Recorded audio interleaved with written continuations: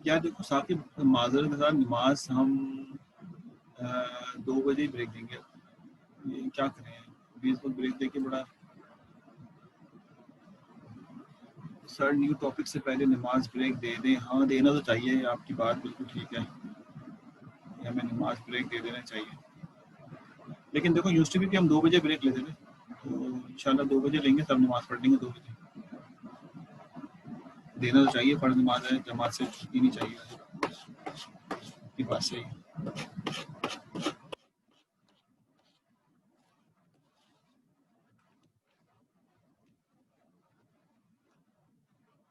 हाँ 1:30 पे जमात होगी। तो चलो 10 मिनट हम टॉपिक शुरू करते हैं। तब आप वजू वगैरह करके बैठना, 1:30 पे छुट्टी देंगे, 1:50 पे ज्वाइन कर लेंगे, ठीक है। अब देखो किसी की 1:45 पे होती है, किसी की 2 होती है। हाँ 2 बजे हम ब्रेक देंगे, सब उसी में नमाज पढ़ लेंगे।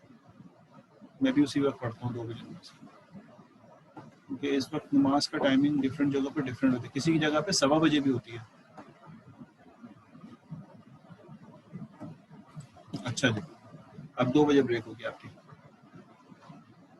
हाँ तो मैं समझाता हूँ मुजम्मिल तुम्हारी बात। मैं ट्रैवर्सिंग शुरू कर रहा हूँ।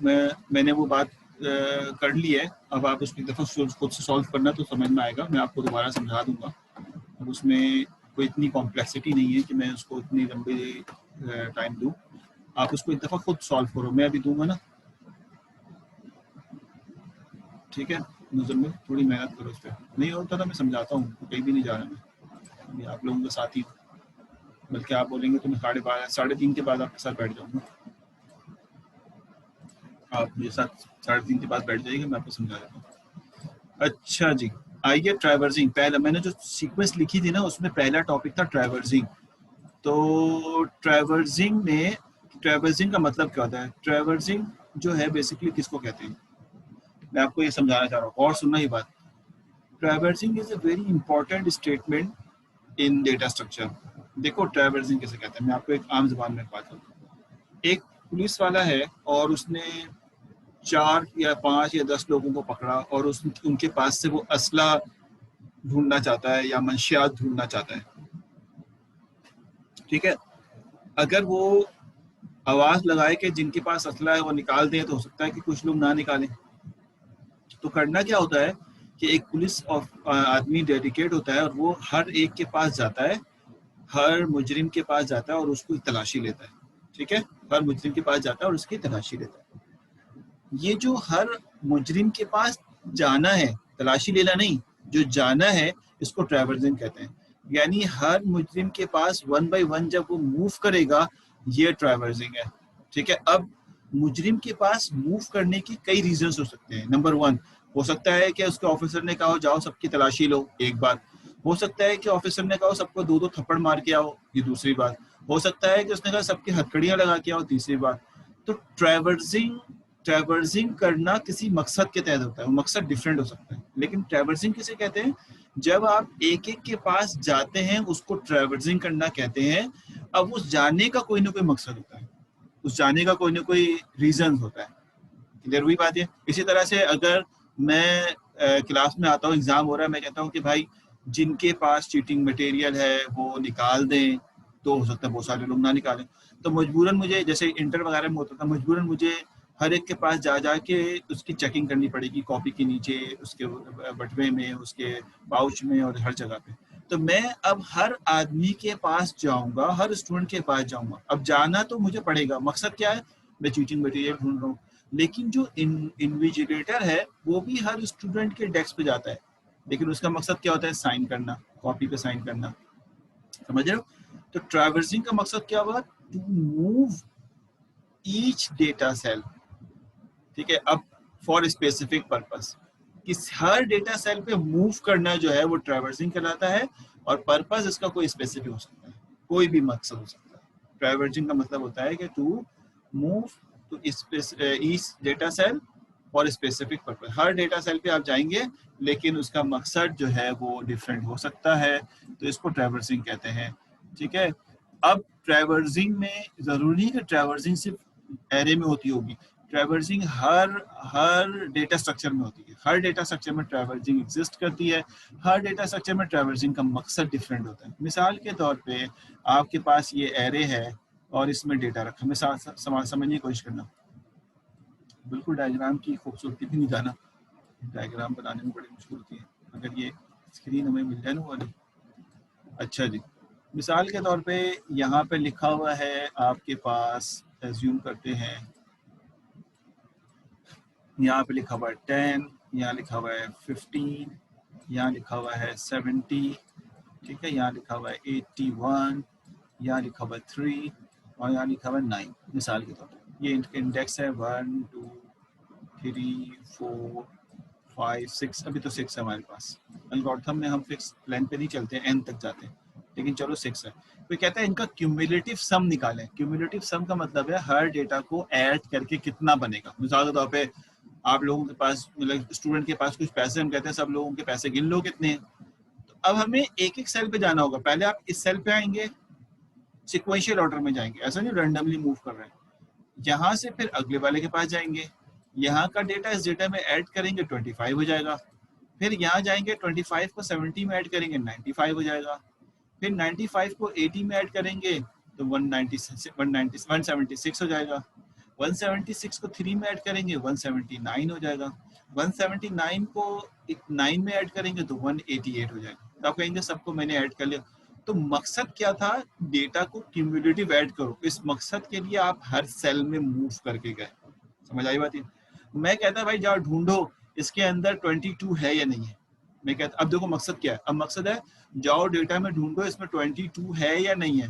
आप कहते हैं अच्छा पहले सेल पे जाएंगे नहीं है, दूसरे सेल पे जाएंगे नहीं है, तीसरे सेल पे जाएंगे नहीं है, चौथे सेल पे जाएंगे नहीं है, पांचवें सेल पे जाएंगे नहीं है, और छठे सेल पे जाएंगे, 6 सेल पे जाएंगे, आप कहेंगे नहीं, आप कहेंगे कि नहीं इसके अंदर 22 एग्जिस्ट नहीं करता। लेकिन 22 ढूंढने के लिए आपने किया क्या, आपने ट्रैवर्स किया इसके अंदर। तो we have to traverse for different purpose, आप डिफरेंट पर्पस के लिए ट्रैवर्स करते हैं। आपसे कहा जाए इन डेटा को सॉर्ट कर दो, तो you have to sort that data in the ascending order, छोटे से बड़े की सूरत में। तो आप ढूंढेंगे सबसे छोटा कौन है, 3 को ढूंढने के लिए ट्रैवर्स करेंगे आप। समझ में आ रही है ना बात। तो ये बहुत सारे काम है जो ट्रैवर्सिंग के थ्रू होते हैं। तो ट्रैवर्सिंग हमें करना आने चाहिए। एरे में ट्रैवर्सिंग अगर करनी हो, वो भी लीनियर एरे में ट्रैवर्सिंग करनी हो, कोई भी प्रोसेस नहीं, जरूरी नहीं कि सारे प्रोसेस ट्रैवर्सिंग से होते हैं, कुछ प्रोसेस विदाउट ट्रैवर्सिंग भी होते हैं। जैसे डायरेक्ट किसी सेल को एक्सेस करना हो तो वो हम डायरेक्ट कर सकते हैं एक्सेस, लेकिन हाँ बहुत ज़्यादातर जो है वो ट्रैवर्सिंग से ही सॉल्व होते हैं। तो ट्रैवर्सिंग बहुत स्ट्रॉन्ग होना चाहिए। अच्छा मैं माइक ओपन करता हूँ हम्माद साहब का, हम्माद साहब आपका माइक ओपन कर देते हैं। हम्माद कहाँ है, चलो सबकी माइक ओपन कर देते हैं जी। हम्माद माइक ओपन है, अब आपने माइक ओपन करके सवाल पूछ लो जल्दी जल्दी जी। ट्रैवर्सिंग से हम्माद ने माइक ओपन कर दिया, अब अपने माइक ओपन करके सवाल पूछ लो।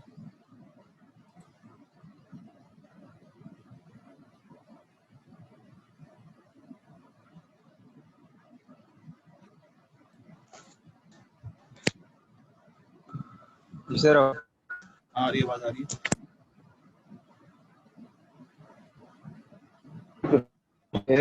भी जैसे इसकी आपने डायग्राम बनाई है एरे की, ट्रांसवर्सिंग इसमें हो रही है और 6 इसकी लेंथ है। तो इसके में ऐसा कुछ है कि कंपाइलर को पता कैसे चलता है एरे की लेंथ खत्म हो गई। तो अगर 6 घर हमने 6 घर लाइन से काउंट किए, उसके बाद हम 7वें घर के लिए जाएंगे जब आगे, तब पता चलेगा कि यहाँ घर बताता हूँ, चलो और इंडेक्स चेक करता है, फिर पता चलता है नहीं।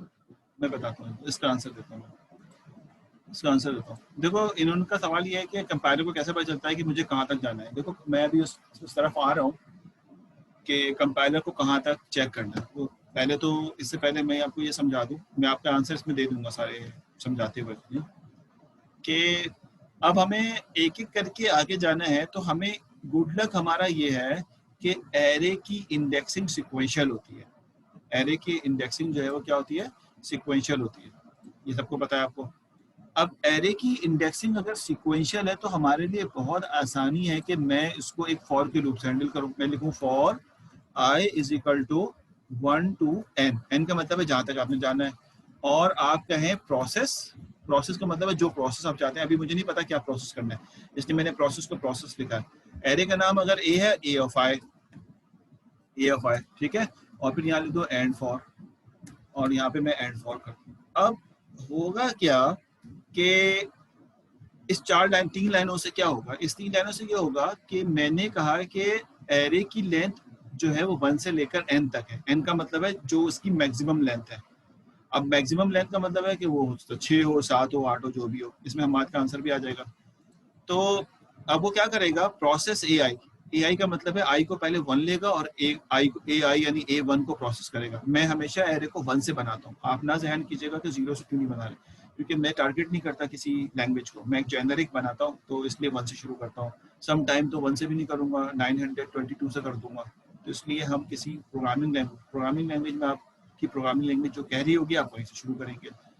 तो मैंने कहता हूँ कि i is equal to 1 to n, तो प्रोसेस ai नहीं जो चाहते हो तुम, तो आप कहेंगे i इज इक्वल टू 1 पहले ai को एक्सेस करेगा, उसको प्रोसेस करेगा, और फिर दोबारा जाएगा ऊपर और i की वैल्यू 2 ले लेगा, फिर 2 को प्रोसेस करेगा, फिर 3 ले लेगा, 3 को प्रोसेस करेगा, फिर 4 ले लेगा, 4 को, और इस तरह करता रहेगा। अब आपने जो सवाल पूछा कि उसको कैसे पता चलेगा कहाँ तक जाना है, तो ये तो आपके क्वेश्चन पे मुनस्सर करेगा, डिपेंड करेगा कि आप इसको कहाँ तक ले जाना चाहते हैं, यानी क्या सवाल पूछा गया है।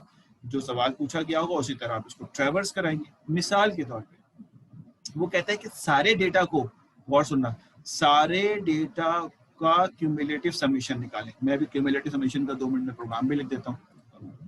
सारे डेटा का क्यूमुलेटिव जो है वो निकाला, तो मैं कहता हूँ देखें टेम्प इज इक्वल टू 0 किया मैंने, ठीक है, फिर मैंने किया एक फॉर का लूप चलाओ, ठीक है, फॉर का लूप चलाओ जिसमें जो कि i से चले 1 से लेकर n तक चले, ये 1 है, 1 से लेकर n तक चले। उसके बाद क्या करो, तीसरे में अब जो प्रोसेस था, अब मुझे प्रोसेस मालूम है, हम क्यूमुलेटिव सम निकाल रहे हैं, तो क्या करें, temp is equal to temp plus, ठीक है, a ऑफ i, हमने क्यूमुलेटिव सम का फॉर्मूला लिख दिया जो क्यूमुलेटिव सम होता है। 4th लाइन में हमने कहा एंड फॉर, ठीक है, एंड फॉर इसलिए कहते हैं कि बॉडी क्लोज करना जरा अच्छा लगता है कि भाई चलो बॉडी क्लोज हो गई, पता चल रहा है 2 फॉर होंगे तो बॉडी इसकी क्लोज हो जाएगी। और 5 में हम कह देंगे भाई प्रिंट, अगर प्रिंट कराना चाहते हो प्रिंट टेम्प्ट, ये सब हमारी अपनी मर्जी पे है। और 6 स्टेप में आप कह देंगे एग्जिट, ठीक है। ये आपने कोड लिखा, ये जो कोड है, अब यहाँ तो मैं प्रोसेस लिख रहा था ना, अब जो कोड है ये क्लियरली एक क्यूमुलेटिव सम निकालने के लिए, मैं आपको समझा देता हूँ अभी। अब मैंने क्या कहा, मैंने कहा क्योंकि मैं एक एल्गो लिख रहा हूँ इसलिए मैं n को n कहता हूँ। अगर आप कोड लिख रहे हो तो 1 से 6 तक कहते हैं, 1 से 7 तक कहते हैं, लेकिन मैं अभी ये जहन में लेके बैठा हूँ कि सारे सेल का क्यूमुलेटिव सम निकालना।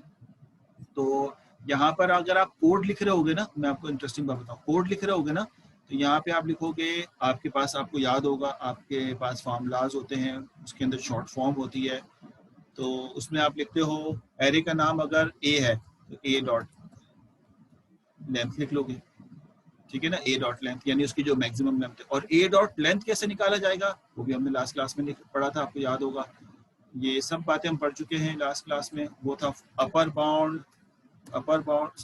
Bound minus lower bound plus 1, याद है।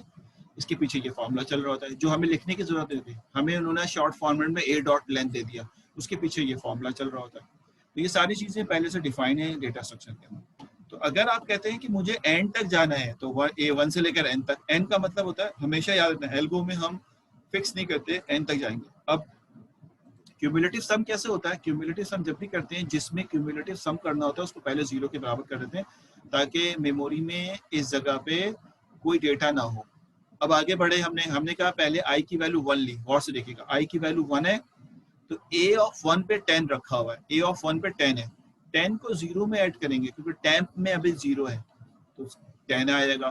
10 को जब टेम्प में रखेंगे तो अब टेम्प 0 से अपडेट होकर 10 हो जाएगा, तो अब टेम्प 10 हो गया। फिर ये जाएगा ऊपर, i की वैल्यू 2 लेगा, 2 का मतलब है i2 15 हो जाएगा, 15 को टेम्प में ऐड करेगा। टेम्प में का मतलब है अब 0 नहीं है, अब 10 है, 10 को 15 में ऐड करेगा, 25 इसमें दोबारा टेम्प में सेव हो जाएगा। और फिर उसके बाद फिर दोबारा जाएगा, आई की वैल्यू 3 लेगा, 3 का मतलब है 70 को 25 में, क्योंकि अब टेम्प में 25 है, 25 में ऐड करेगा तो 75 और 25 को 75 में ऐड करेगा 95, तो ये 95 और इस तरह ही चलता रहेगा। ठीक है, कभी भी याद रखना कि ये एक साथ सबको ऐड, कैलकुलेटर में जिस तरह लिख देते हो ना सबको एक साथ 2 + 9 + 6 + और इंटर कर दो सबका आंसर, लेकिन वो होते दो दो करके ही ऐड है, क्योंकि ये एडिशन बाइनरी ऑपरेशन होता है। दो को ऐड करके वो तीसरे पे जाता है, तीसरे को ऐड करके चौथे पे जाता है, सबको एक साथ ऐड नहीं करता ये। हम भी यहाँ पे यही देख रहे हैं कि ये बाइनरी ऑपरेशन होने की वजह से दो दो को ऐड कर रहा है, लेकिन हमने चालाकी से टैम्प लगा के इसको सॉल्व किया, उसके बाद टैम्प को प्रिंट करेगा, एक्सिट कर देगा। अब आप कहते हैं कि मेरे पास n तक नहीं करना, मुझे 3 तक करना है, जैसे अभी हम्माद ने सवाल पूछा, मैं हम्माद के सवाल का आंसर दे रहा हूँ। ये तो आप पे डिपेंड करता है, आप क्या नहीं मुझे n तक नहीं करना और 6 तक भी नहीं करना, मुझे सिर्फ 3 तक के डेटा को ऐड करना है, तो आप 3 लिख दें यहाँ पे, तो उसका मतलब शुरू के 3 डेटा ऐड हो जाएंगे। आप क्या, अब सवाल सुनना, आपके नहीं, मुझे सिर्फ ऐसे इंडेक्स को समीशन करना है जो कि इवन हो, 1 से लेकर n तक जाएंगे हम, लेकिन सिर्फ उन इंडेक्स को उठाना है अपने टेम्प के अंदर जो कि इवन हो, यानी जब ये i = 1 हो तो वो एडिशन में शामिल नहीं होना चाहिए, क्योंकि इंडेक्स 1 ऑड होता है, लेकिन i = 2 हो तो वो टेम्प में शामिल हो जाए। अब आपने कंडीशन ऐड कर दी, कंडीशन इंपोज कर दी कि जब आपके पास इंडेक्स इवन हो तो ही वो सिर्फ और सिर्फ एडिशन करे, अदरवाइज टेम्प में क्यूमुलेटिव एडिशन ना करे। डाइवर्जन तो फिर भी करनी पड़ेगी ना आपको। तो अब आपके पास सारा का सारा गेम सिचुएशन और क्वेश्चन पे डिपेंड करता है हमारे साहब और सारे स्टूडेंट, कि आप क्या चाहते हैं, सवाल क्या पूछा गया। अभी बहुत डिफरेंट किस्म के सवाल पूछे जाएंगे, जिसमें आपको जरूरी नहीं कि हमेशा सारे ही सेल पे ट्रेवर्स कराया जाए, आपको स्किप भी कराया जाएगा, पहले रोक भी लिया जाएगा, ढूंढवाया भी जाएगा, हर किस्म के सवाल दिए जाएंगे। सवाल की नौयत पे आप फॉर का लूप लगा के, फॉर इसलिए लगा देते हैं या वाइल भी लगा सकते हैं, फॉर या वाइल के थ्रू आप आसानी इसको हैंडल कर सकते हैं। ठीक है ना, मेरा ख्याल है हमारे को आंसर मिल गया होगा, 3:30 बजे रुकने की जरूरत नहीं पड़ेगी। गुड अम्माद, हाँ ये तुमने सही लिखा है जवेरिया, एक रिमाइंडर 2 लगा के, वेरी गुड जवेरिया, माशाल्लाह, अच्छे स्टूडेंट है यार। अच्छा जी, सारे स्टूडेंट को पार्टिसिपेट करना है, मैं आपको टास्क दे रहा हूँ और मैं पानी पीने के लिए जा रहा हूँ। आप क्या करें कि इसी सवाल को, अभी क्यूमुलेटिव सम को, इसी सवाल को वाइल से सॉल्व करें, वाइल से, कोड नहीं लिखेंगे, कोशिश करें जैसे मैंने लिखा, मैंने कोई याद करके नहीं आया, इसी तरह डायरेक्ट आके लिखे, इसी तरह से आप नंबर लाइन डाल के 1 2 3 करके सारा काम यही करना है, क्यूमुलेटिव सम करना है, लेकिन वाइल से करना है, वाइल, WHILE, वाइल पर लूप लगा के सॉल्व करें। हालांकि फॉर से हो गया, लेकिन वाइल से कैसे होगा ये आप जरा सॉल्व करके दिखाइए। मैं 2 मिनट का ब्रेक लेता हूँ और फिर आपके पास दोबारा वापस आता हूँ। आप में से जो कर ले तो कट पेस्ट करके चैट पे डाल दे कि भाई ये मैंने किया। मैं इंतज़ार करता हूँ, ये लिखा हुआ है, अपने आप को म्यूट कर देता हूँ। ठीक है, 5 मिनट दे रहा हूँ सिर्फ आपको लिखने के लिए, ताकि इंटरेक्टिव हो जाए। इसी काम को वाइल से करना है, सारे स्टूडेंट जमा कराएंगे, सारे स्टूडेंट 30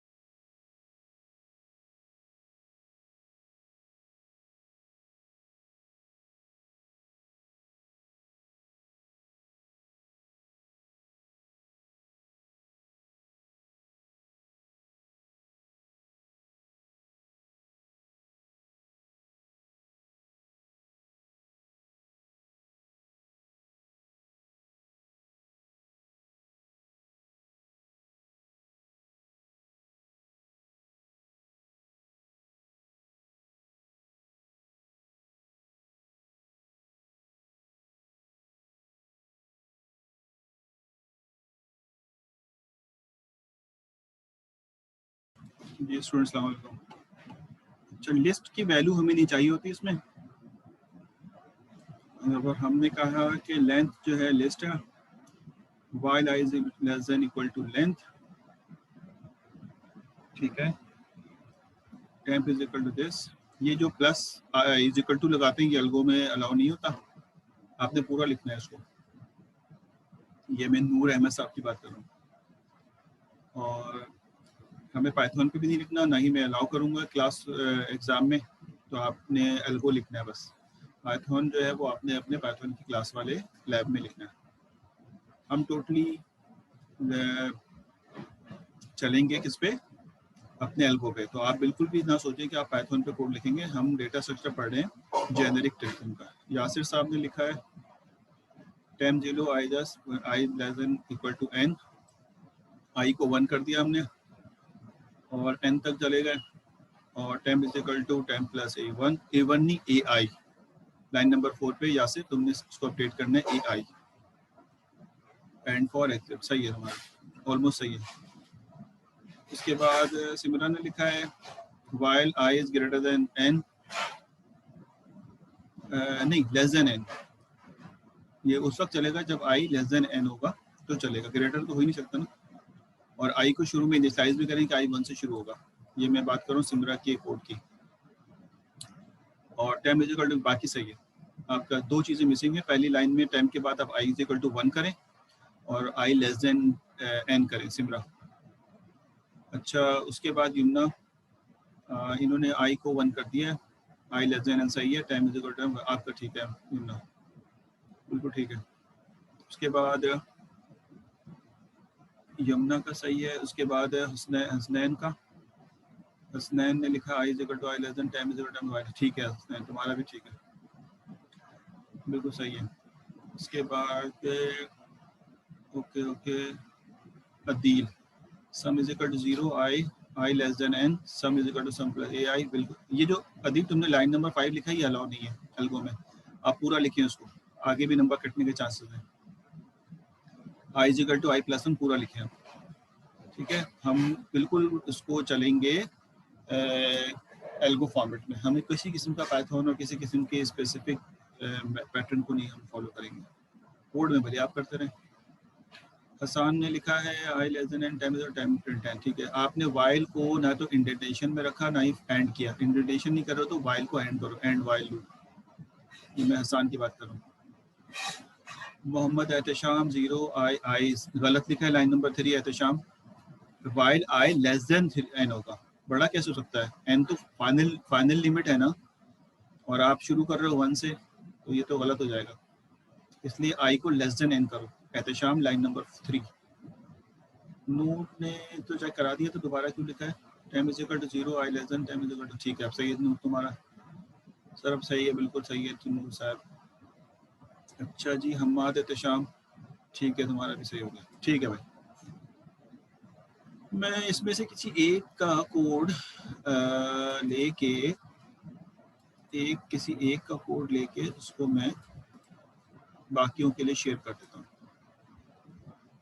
ठीक है ना, ताकि हमें, इसका मतलब है इस एक टास्क को दोनों तरीकों से कर सकते हैं हम, और दोनों तरीकों से करने के लिए ये देखें, ये कोड किसी एक ने लिखा था, मुझे नहीं याद है, उन्होंने लिखा टाइम, देखिए वाइल से लिख रहे हैं इसी काम को, क्यूमुलेटिव एडिशन।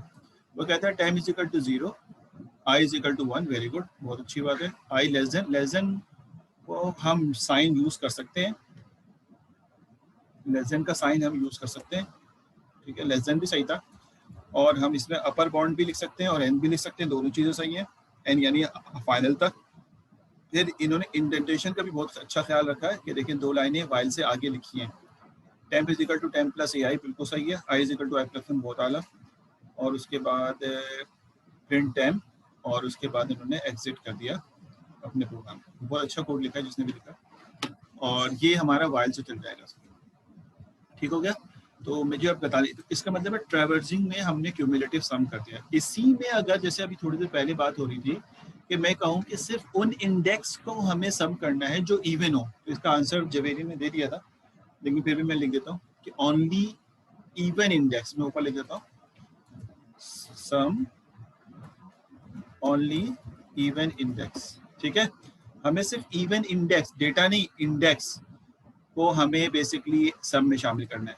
तो जब आप वाइल चलाएंगे ना, तो यहाँ पर आप, मैं क्योंकि सीक्वेंस चल रहा है तो 3.1 लिख देता हूँ कोड में, और मैं 3.1 में क्या लिखूंगा, मैं लिखूंगा कि if i is equal to i reminder 2 is equal to 0, then तो फिर ये दोनों काम करें। ठीक है, फिर आप जाके जो है ये काम करें, ये करें और ये करें। ठीक हो गया, समझ में आ रही बात है? अगर आपके पास, और यहाँ पर एंड इफ कर दें, एंड इफ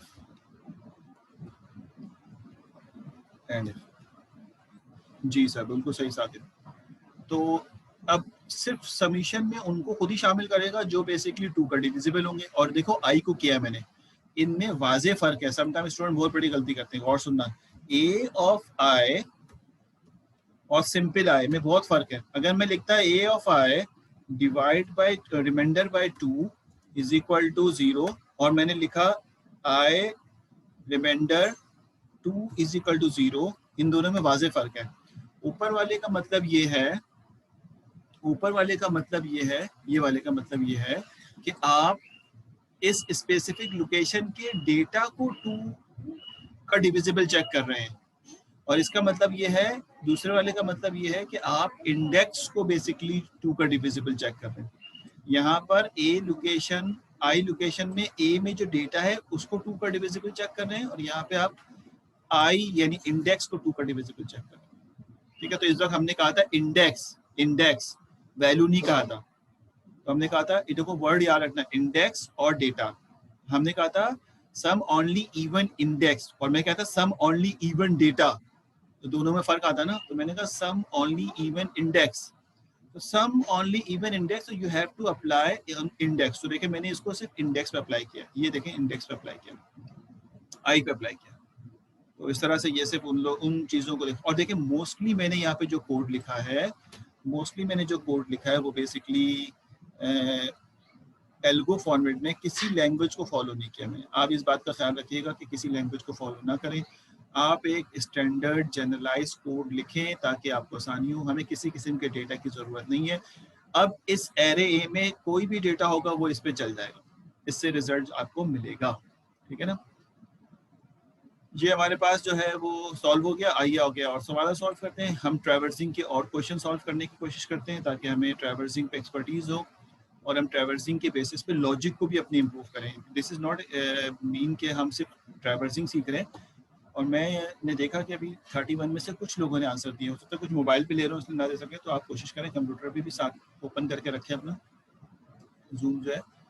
और मैं ये चाहूँगा कि हर स्टूडेंट आंसर दे, सिर्फ 2-4 स्टूडेंट के लिए तो क्लास नहीं हम चला रहे, तो सारे स्टूडेंट को इसमें पार्टिसिपेट करना चाहिए ताकि वो इसके आंसर दें, और एग्ज़ाम में फिर जब क्विज वगैरह हो तो चोरी चकारी करने से कम हो। अच्छा खैर, आइए आगे बढ़ते हैं। इसको मैं क्लियर करता हूँ और अगले क्वेश्चन की तरफ चलता हूँ। अब ये हम तीसरे पार्ट पे हैं, ऑपरेशंस। ऑपरेशन में पहला ऑपरेशन पढ़ रहे हैं जो कि ट्रैवर्सिंग है।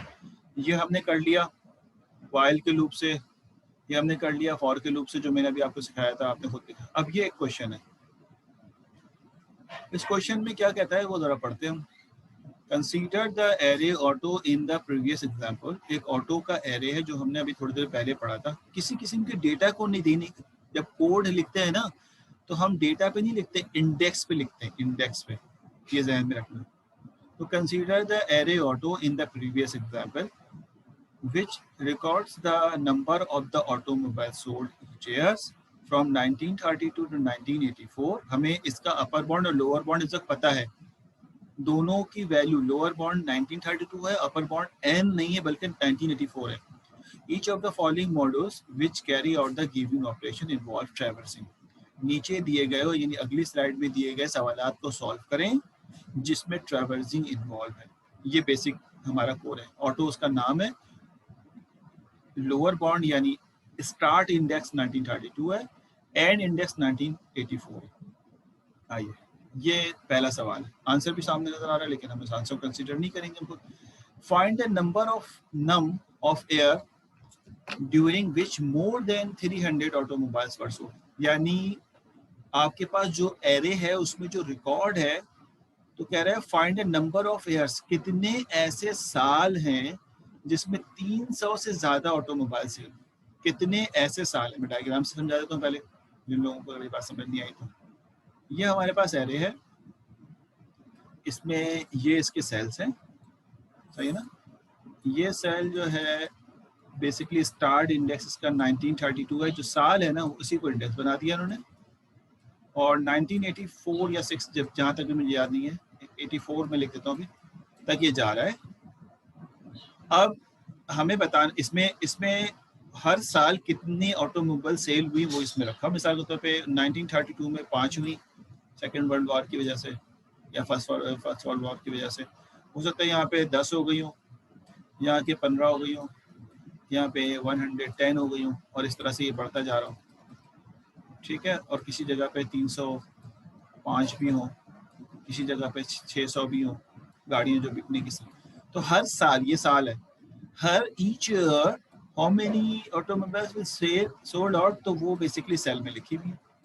हर साल का ऑप्शन जो है वो यहाँ पे लिखा हुआ है, ठीक है। बात समझ आ रही। तो इसने बोला कि कितने, हाउ में फाइंड द नंबर, नंबर का मतलब होता है तादाद कितनी है हमें, कितने ऐसे साल हैं जिसमें 300 से ज्यादा ऑटोमोबाइल सेल सोल्ड हुई।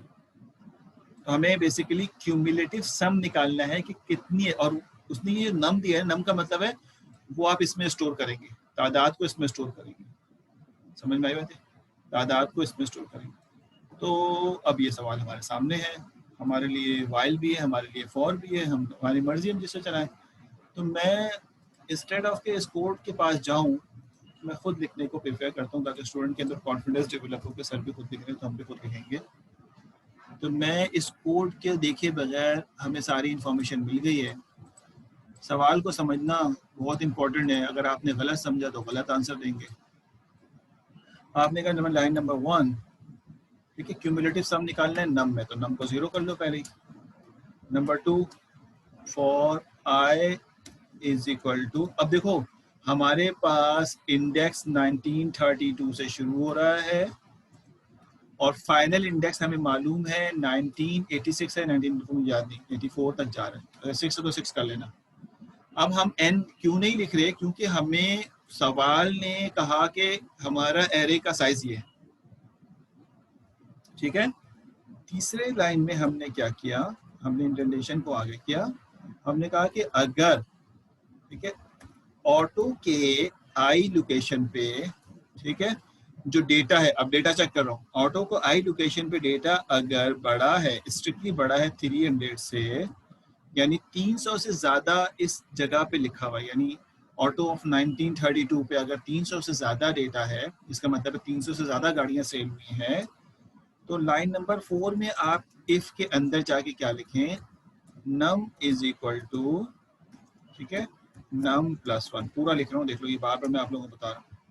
नंबर 5 में आप जाके कह दें कि मैं यहाँ पर एंड इफ कर रहा हूँ, क्योंकि इफ का काम खत्म हो गया। 6 में जाके आप बता दें कि मैं एंड फॉर कर रहा हूँ, क्योंकि एंड फॉर हो गया। और 7 में